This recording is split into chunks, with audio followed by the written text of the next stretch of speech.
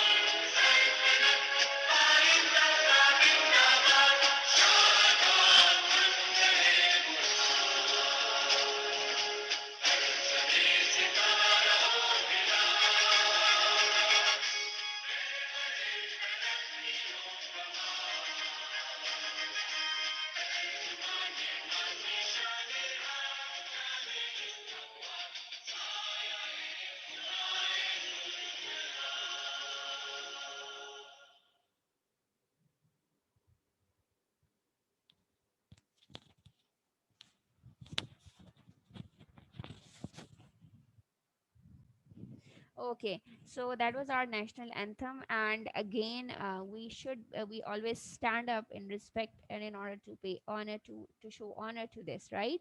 So, how many of you were standing? Wonderful.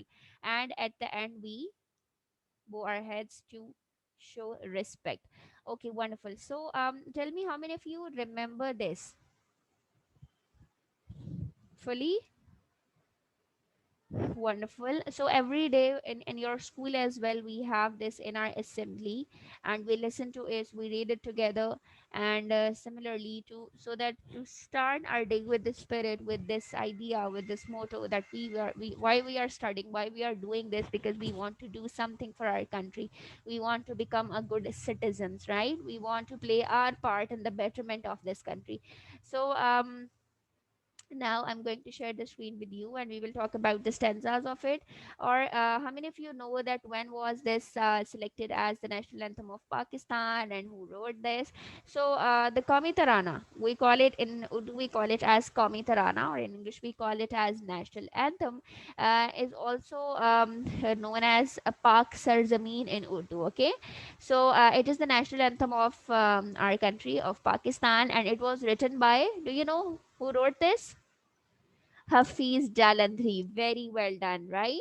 And the music which we play behind this, it was produced by Ahmed Ji, and it was written in classic Urdu, but it has some words from Persian language as well, or it has, you can say that has an influence of Persian language, right? So not Urdu, but we can call it as but it has the influence of Persian language, so we can call it some mix of mixing of Urdu and Persian, both languages, right? And if we talk about when was it officially adopted as the national anthem of Pakistan, so it was adopted in August 1954, and when after like we got independence in 1947, right? So like after 7 years, or after 8 years, this was adopted as the national anthem of Pakistan. So how many stanzas do it have? Let me share the screen with you, and this is the beautiful national anthem of Pakistan. So it has a total of three stanzas, um, and if you can see, there are some words which are very common, which we use in Urdu as well, in your Urdu language, and there are some words which are not common in Urdu language. So as I have told you that there is an influence of Persian language as well. So we will so we can call it as it's a mixing of both the Urdu and Persian language, right? Okay, so what I want you, all of you, is to please take out your notebooks and write this national anthem beautifully in your notebooks. Well, there is the English version of this as well, but I want you to write it in Urdu, okay? um, on your notebooks, or you can choose any one stanza of your choice and write it beautifully on your notebooks. Hurry up. Take out your notebooks, choose any stanza, whichever you like, and write it down on your notebook.